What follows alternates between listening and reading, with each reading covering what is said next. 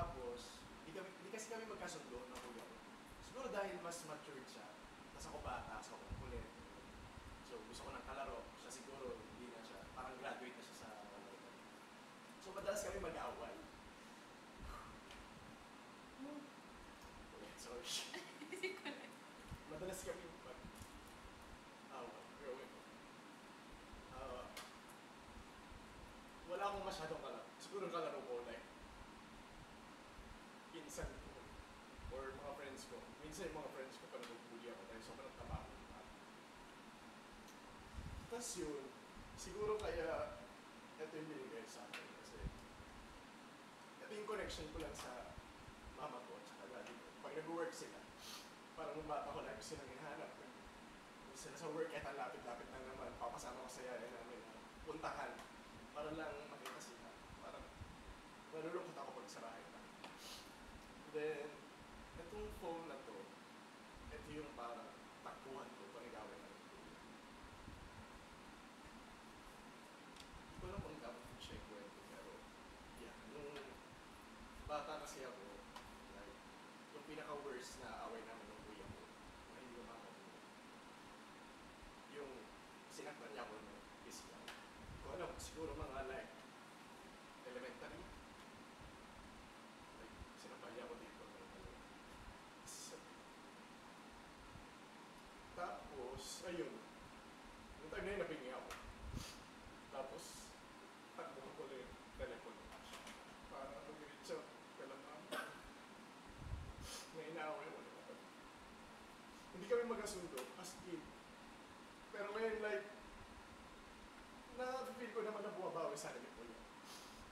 As in, like, pag nag-iinom siya, sinasabi ng mga yung girlfriend niya or mga friends niya, na ako lagi hinahanap niya.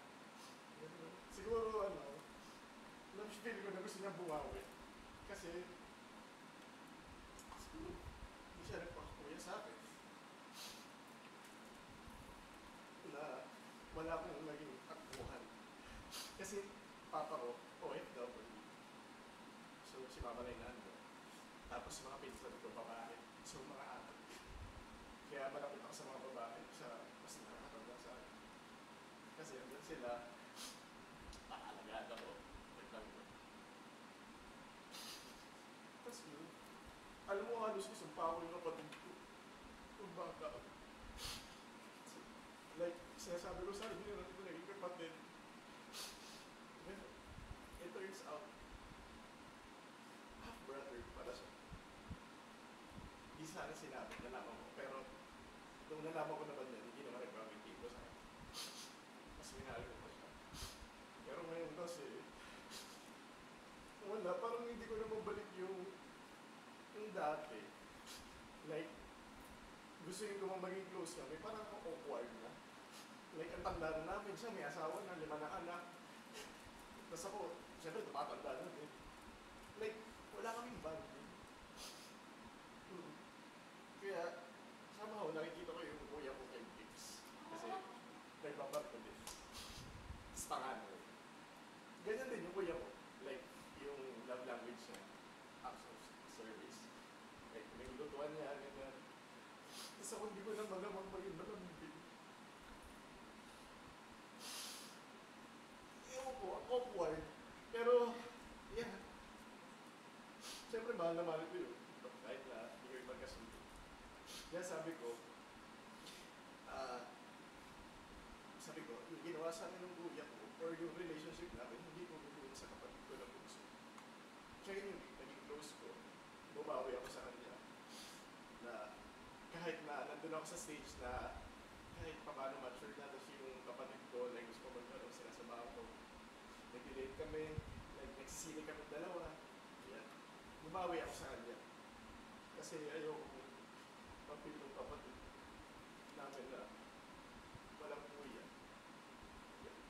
Yan, nakikita ko din mo sa kapatid kay Mark. Kasi parang na-reach ba. So yun, kaya telepon kasi ito yung way ko para mag-reach sa parents ko.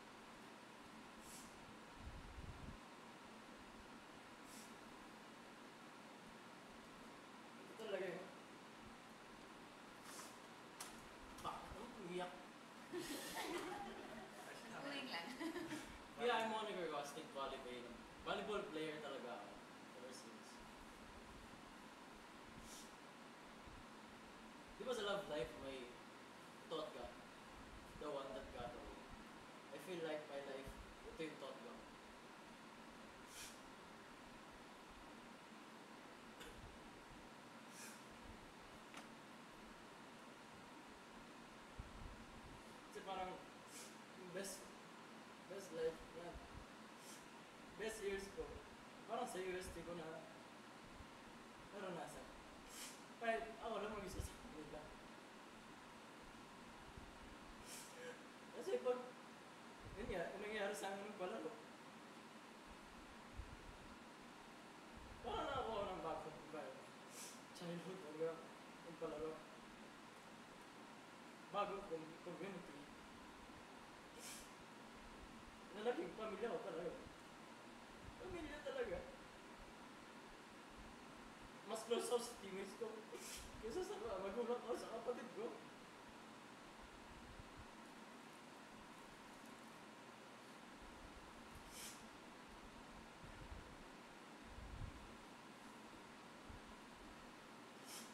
I remember wearing this jersey. Championship namin, kalaban namin NU. Natalo kami. Tapos may picture ako. Nakakahawak yung kapatid ko sa akin. Habang umiinom.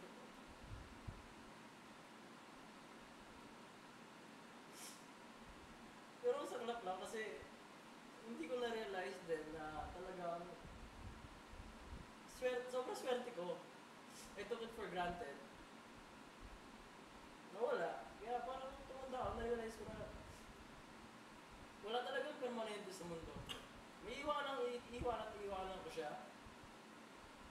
It's either for graduation, graduate ka na, or ayun, yung kung paano ko siya iniwan, natanggal ako. Isipin nyo, grade 9 ako tanggal, hindi pa ako naka-moving up sa UST.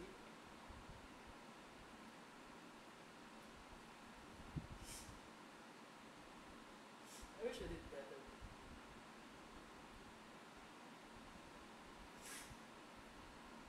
Pero thankful pa rin kasi daming happy memories, ang daming lessons na binigay sa akin. Yung phase na to, mas tumiboy ako as a person. And I think it reminds me na winner ako sa buhay kahit na ganito yung nangyari sa akin. Winner ka, Dila.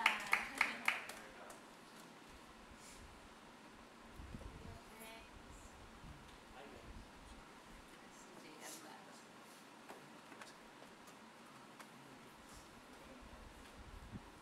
Doon guys, start lang ako na sobrang nakaka-inspire yung lahat ng stories niyo. And sobrang strong yung mga tao. Nakaka-inspire. Kanina galing. 2 bricks from Naimanga, from Madrid.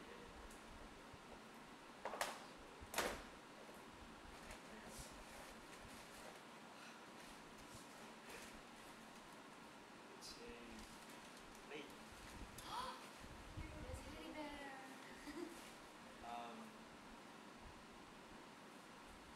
Ito yung pinaka-paborito kong play since childhood.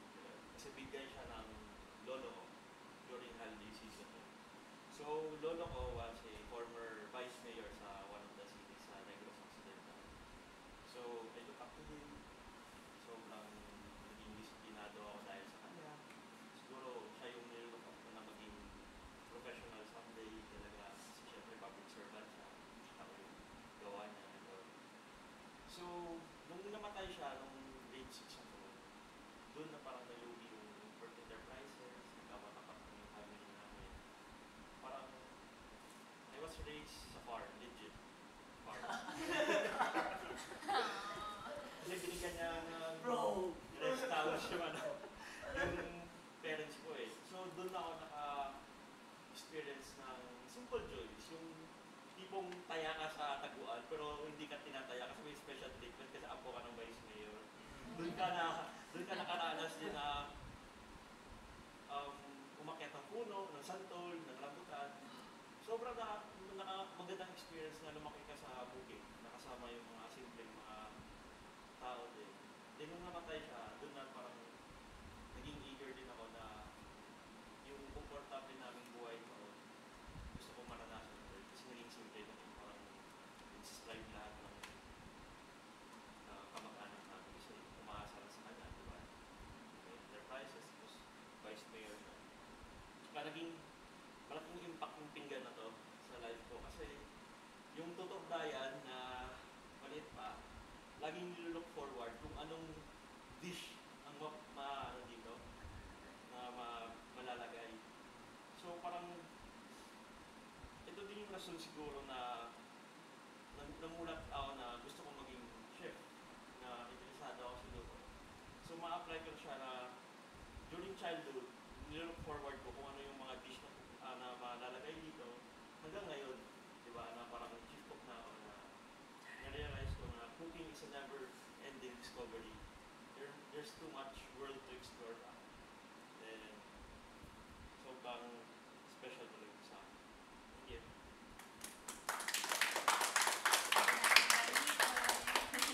Sarili ka ng finger. Ay, sarili na pinggan. Sobrang lahat ng holidays na mga occasion, starring talaga lagi. Kaya, Nilalagyan ng chocolate Oo. yung gano'n. boy, Ay, ito. thank you guys. JR.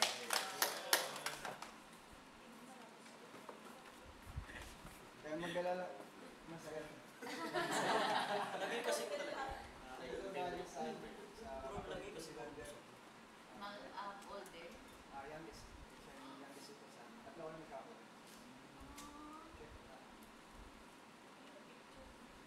Check ko naman masaya. Oh, sila. Mapa ng ano, ng treasure. Picture ng bahay. Ano yan? Ay, iyak na siya. Masaya.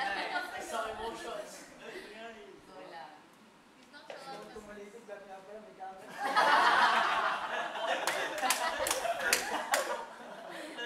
Wala ka na sa bro. Wala ka lusot si...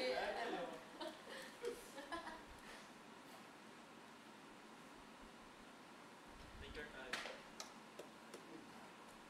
We love you, bro. So, hindi ko na i-ready sarili ko na.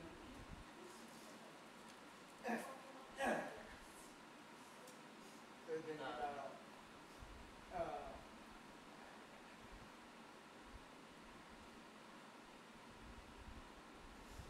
ito yung isa-isang bagay na niregalo sa akin ng nanay na papa ko.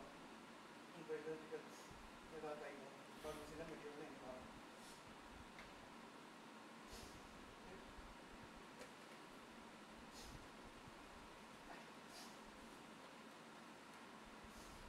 Kahit man ako yung nagalit ko sa kanya, nung ayaw na kailangan ng gabay ng isang tatay, pilit ko pa rin inalagaan ko yung nasa atong darang to.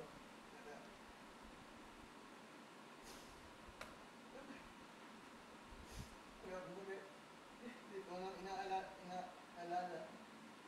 yung mga sayang masasayang alaala namin eh. Yun siya na Oh, sorry. I'm sorry.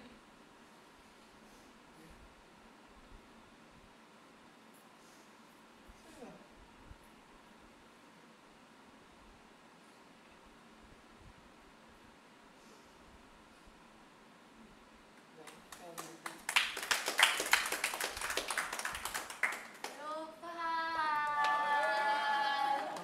Thank you guys for sharing.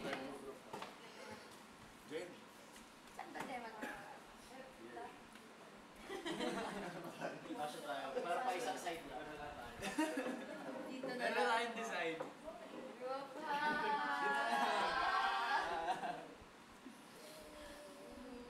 Yay! Hands down sa akin yung mga stories ko. Grabe. Grabe. Yung mga hindi umiyak dyan. Ayaw umiyak.